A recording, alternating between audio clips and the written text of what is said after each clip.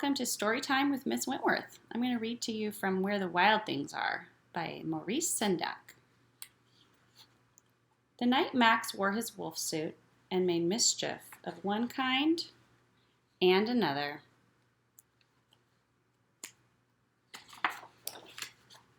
His mother called him Wild Thing, and Max said, "I'll eat you up." So he was sent to bed without eating anything. That very night in Max's room, a forest grew and grew and grew until his ceiling hung with vines and the walls became the world all around. And an ocean tumbled by with a private boat for Max.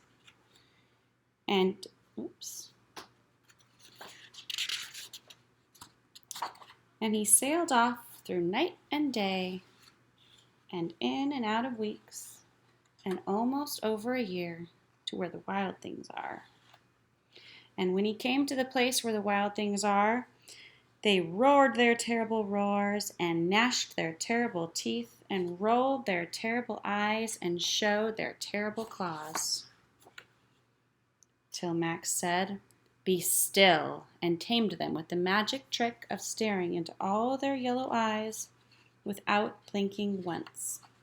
And they were frightened and called him the most wild thing of all, and made him king of all wild things.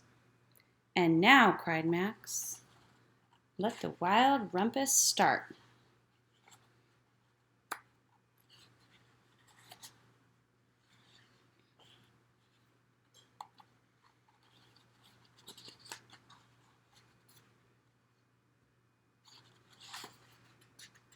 "Now stop," Max said, and sent the wild things off to bed without their supper. And Max, the king of all wild things, was lonely and wanted to be where someone loved him best of all. Then all around, from far away across the world, he smelled good things to eat. So he gave up being king of where the wild things are.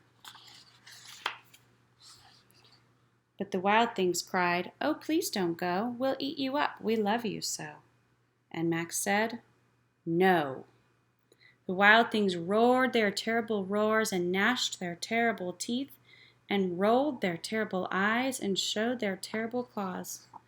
But Max stepped into his private boat and waved goodbye and sailed back over a year and in and out of weeks and through a day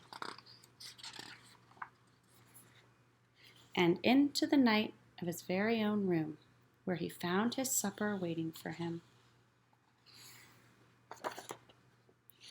And it was still hot.